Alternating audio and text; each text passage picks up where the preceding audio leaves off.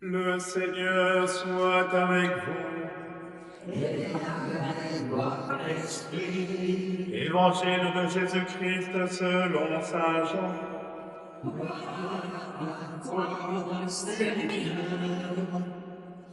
En ce temps-là, Jésus avait donné un enseignement dans la synagogue de Capharnaüm.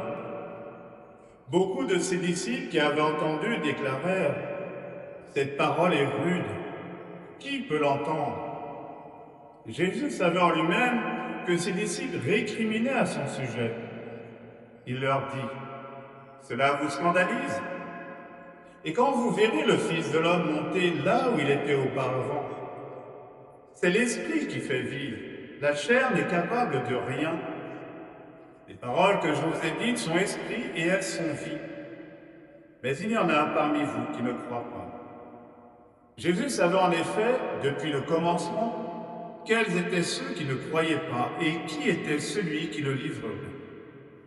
Il ajouta, « Voilà pourquoi je vous ai dit que personne ne peut venir à moi si cela ne lui est pas donné par le Père. » À partir de ce moment, beaucoup de ses disciples s'en retournèrent et cessèrent de l'accompagner. Alors Jésus dit aux 12, « Voulez-vous partir vous aussi ?» Simon-Pierre répondit, « Seigneur, à qui irions-nous? Tu as les paroles de la vie éternelle. Quant à nous, nous croyons et nous savons que tu es le Saint. » Alléluia, Alléluia, Alléluia,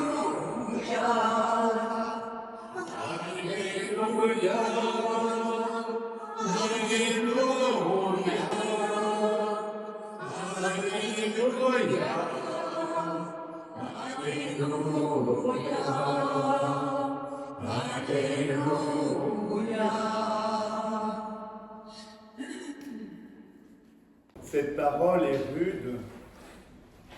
Qui peut l'entendre? Cette parole est rude. Qui peut l'entendre? C'est cette question, devant l'enseignement de Jésus, que se posent ceux qui suivent Jésus, qui veulent le suivre, mais qui entendent une parole qu'ils ont du mal à comprendre et qu'ils trouvent rude.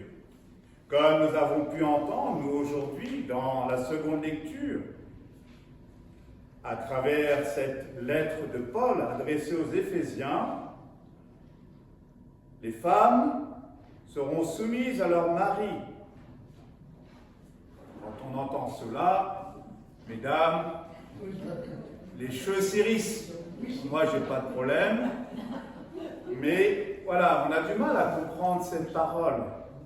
Pourtant, c'est un texte qui est souvent proposé pour les célébrations de mariage, qui est peu choisi, on comprend, mais peut-être parce que justement nous ne comprenons pas.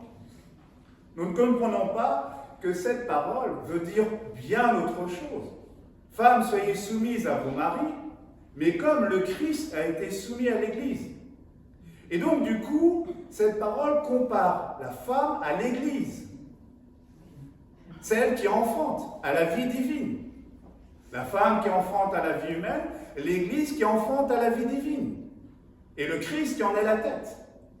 Le Christ qui en est la tête et qui a le corps, justement, nous sommes le corps de l'Église. Nous sommes ces enfants de l'Église. Enfantés par celle, justement, qui nous est donnée comme la plus belle figure de l'Église, la très sainte Vierge Marie, la mère de chacun et chacune d'entre nous. Celle que nous sommes invités à servir, mais lorsque nous ne comprenons pas ou que nous avons du mal à comprendre la parole, nous pouvons avoir des difficultés à servir. Et tous les textes de ce jour nous parlent précisément du service. Dans la première lecture, on nous dit « Josué réunit toutes les tribus, et les tribus, tout le peuple se présente devant Dieu, et Josué leur pose cette question. S'il ne vous plaît pas de servir le Seigneur, choisissez aujourd'hui qui vous voulez servir. » Cette question, elle se pose aussi à nous aujourd'hui. Qui voulons-nous servir? Voulons-nous servir l'Église et Dieu, ou voulons-nous servir nos propres intérêts ou le monde? Cette question, effectivement, nous invite à nous placer en vérité devant Dieu, à être en vérité les uns devant les autres. Oui, nous aussi, tout comme le peuple, nous aurions fait la même réponse. Moi et les miens, nous voulons servir le Seigneur. Chacun de nous, si on pose cette question, ben oui, bien sûr qu'on veut servir le Seigneur. Mais nous nous rendons compte que ce n'est pas toujours facile. Parce que servir Dieu, ça veut dire quoi? Ça veut dire servir les membres de son corps. Ça veut dire servir l'Église. Ça veut dire faire grandir l'Église. Ça veut dire justement prendre soin de l'Église. Et nous faisons l'expérience nous-mêmes en Église que des fois nous n'arrivons pas toujours à prendre soin les uns des autres. Nous voulons servir Dieu, mais voulons-nous nous servir les uns les autres? Sans l'aide de Dieu, sans l'aide de l'Esprit Saint, cette tentative est vaine. Nous pouvons servir nos propres satisfactions, nos propres intérêts, en se disant, moi je fais des choses bien. On entend souvent d'ailleurs les personnes dire, oh moi je ne fais pas de mal, je ne vole pas, je ne tue pas, je n'ai pas de péché. Et oui, servir l'Église, c'est justement prendre soin des fragilités de l'Église plutôt que de les condamner, plutôt que de les accuser. Des fois nous voyons, sur les réseaux sociaux par exemple, ou sur les sites, tout un tas de choses, on voit des fois on s'égare. Des sites normalement qui sont faits pour faire grandir la communauté, et on voit que des fois on s'invective. Vous dites, mais qu'est-ce que ça veut dire? Comment être témoin pour des familles qui sont dans la peine? Comment être témoin pour des nouveaux qui nous rejoignent? Je vois mon frère aussi qui vient d'ouvrir justement à Bagnères, là, et qui a, merci, tu n'as pas hésité la semaine dernière, donc c'était peut-être la première fois que tu rejoignais la communauté, à recevoir cette valise de la Sainte Famille, pour nous rappeler que la famille, c'est ce qu'il y a de plus précieux, et que nous devons être au service de notre famille Église. Servir Dieu, effectivement, servir le Christ, c'est servir l'Église, c'est servir le corps de notre humanité avec un grand H. Pas simplement mes petits intérêts, ma petite famille, mes petites satisfactions. C'est vraiment prendre soin les uns des autres. Oui, nous aussi, comme le peuple, nous faisons cette même réponse. Nous voulons servir le Seigneur, nous voulons servir l'Église, nous voulons servir le monde. Nous voulons servir les familles dans la peine, nous voulons servir justement des frères et sœurs que nous rencontrons et que le Seigneur met sur notre route. C'est le Seigneur qui nous a donné cette joie de nous rencontrer, Dominique. C'est le Seigneur aussi à travers votre maman. Lorsque nous avons passé ce temps ensemble, et ce mot de remerciement, mais ce n'est pas le Père Charles, c'est ce que vous m'avez donné, c'est ce que Dieu nous a donné, c'est ce que nous avons su recevoir ensemble pour crier cette victoire de la vie sur la mort. C'est cela que le Seigneur nous invite à révéler. Et ma sœur, qui nous revient des États-Unis, elle ne s'est pas endormie avec le décalage horaire, non. Redis-moi encore, voilà. Divine, voilà, divine, qui nous revient des États-Unis pour nous dire, mes frères et sœurs, voyagez ensemble dans cette belle aventure, justement, qu'est l'Église que Dieu vous donne, pour pouvoir la faire grandir et donner envie à d'autres frères comme Dominique de rejoindre et de s'embarquer avec nous dans cette folle aventure. Oui, Josué appelle tout le peuple à se présenter en vérité devant Dieu, comme chacun de nous aujourd'hui. Dieu veut la vérité de notre cœur. C'est cette vérité qui nous rend libres de tous nos esclavages, de toutes nos peurs, de tous nos jugements. Arrêtons de perdre du temps en nous divisant ou en cherchant à savoir qui a raison. Acceptons nos faiblesses. Acceptons que nous ne sommes pas parfaits. Dieu seul est parfait. Et c'est quand même extraordinaire. Dieu demande à ce qu'on le serve. Est-ce que Dieu a besoin de servir? Dieu est Dieu. De quoi Dieu aurait-il besoin?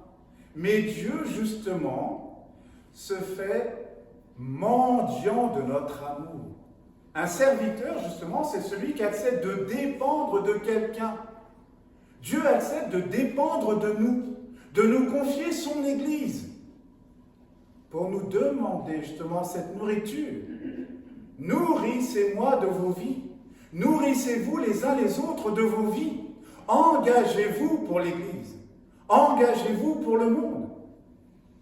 Oui, nous n'avons pas le droit de démissionner. La question, à quoi Dieu m'appelle? À quelle transformation, à quel engagement dans ma vie Dieu m'appelle? Nous sommes tous appelés justement à devenir des serviteurs. Nous voulons servir le Seigneur, car c'est lui notre Dieu, dit le peuple. Puissions-nous dire, comme le peuple, nous voulons servir notre Église, nous voulons servir notre monde, nous voulons servir notre Dieu. Oui, il est important de reconnaître qui est Dieu pour nous, pour pouvoir en témoigner en vérité, non pas simplement en parole, mais en acte et en vérité. Goûtez et voyez, nous dit le psalmiste, la bonté du Seigneur, si vous voulez devenir bon. Être bon ne repose pas simplement dans nos capacités ou dans notre volonté. Être bon, c'est apprendre à recevoir cette bonté de Dieu, apprendre à dépendre de Dieu comme Dieu veut dépendre de nous. C'est cette communion que Dieu désire, une communion de vérité, pas une communion justement de pacotille. Oui, que les pauvres m'entendent et soient en fête. Ce sont ceux qui ont faim et soif de recevoir, qui peuvent entendre. Avons encore nous faim et soif de Dieu, comme Dieu a faim et soif de nous. Toujours dans cette seconde lecture, soyez soumis. La soumission ne veut pas dire être en dessous, bien au contraire. Ayez la soumission, c'est ayez le souci de prendre soin les uns des autres. Soyez responsables les uns des autres. Mettez-vous sous la protection et mettez ce monde sous la protection de Dieu, sous la protection de vos prières. Soyez esclaves d'amour, comme Dieu est esclave d'amour de notre humanité, dans le service de vos frères. Soyez esclaves de leur salut. Est-ce que nous pensons au salut de nos frères et sœurs? Ou est-ce que nous pensons simplement à ce que nous vivons entre nous, à ce que nous vivons simplement ici sur la terre? Est-ce que nous ne travaillons que pour l'aujourd'hui? Ou est-ce que nous travaillons pour l'éternité? Nous sommes invités à travailler pour l'éternité, frères et sœurs. Ce que vous avez fait au plus petit d'entre les miens, c'est à moi que vous l'avez fait. Le Christ, lui, s'est fait serviteur de notre humanité. Alors prenons soin de son corps en devenant serviteurs les uns des autres. Oui, Paul nous parle au début de cette lecture. Frères, par respect pour le Christ, soyez soumis les uns aux autres. Ce sont deux mots antinomiques, respect et soumission. Soumission, pour nous, ce n'est pas un respect. Mais quand on comprend que le mot soumission, ça veut dire prendre soin, bien sûr que c'est du respect. Bien sûr que Dieu nous respecte et que Dieu nous invite à nous respecter les uns les autres en faisant taire toutes les divisions, pas simplement les nôtres, mais en travaillant pour faire taire les divisions de notre monde. L'Église et le Christ figurent de l'épouse et de l'époux qui se font confiance. Demandons au Seigneur de nous aider à grandir dans cette confiance, pour voir les merveilles, pour avoir la joie ce matin de pouvoir accueillir notre frère Dominique, de pouvoir accueillir notre frère Emmanuel, sa sœur Dominique aussi, justement de Dominique. Voilà aujourd'hui pour dire que Marie-Suzanne de là-haut déjà travaille pour vous, travaille pour nous, elle qui a connu la guerre, elle qui avec ce qu'elle a vécu a fait ce qu'elle a pu comme mère, mais elle qui continue son aventure pour la terre. Et les amis aussi de Madame Cavazza, 50 ans, c'est ce que vous m'avez dit, 50 ans d'amitié.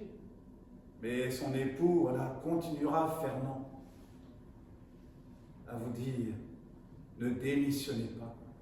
Continuez de sauver la vie. Continuez de vous battre pour la paix. Dans l'Évangile, Jésus avait donné un enseignement. Jésus, c'est l'enseignement que Dieu nous donne. Il est l'enseignement du Père pour notre humanité. Oui, Jésus pose cette question. Voulez-vous partir, vous aussi? Et la réponse de Pierre que nous aurions fait, nous aussi. Seigneur, à qui irions-nous? Tu as les paroles de la vie éternelle. Apprenons comme les 12 à recevoir l'enseignement de Jésus pour la vie éternelle, en apprenant à ne rien faire par nous-mêmes, mais en apprenant à faire avec l'aide de l'Esprit Saint. C'est l'Esprit qui fait vivre. La chair n'est capable de rien, nous dit Jésus. Ne faites rien par vous-même. Vous risqueriez de vous enorgueillir. Demandez la force de l'Esprit Saint pour apprendre à faire non pas notre volonté, mais la volonté de Dieu pour notre terre. Amen.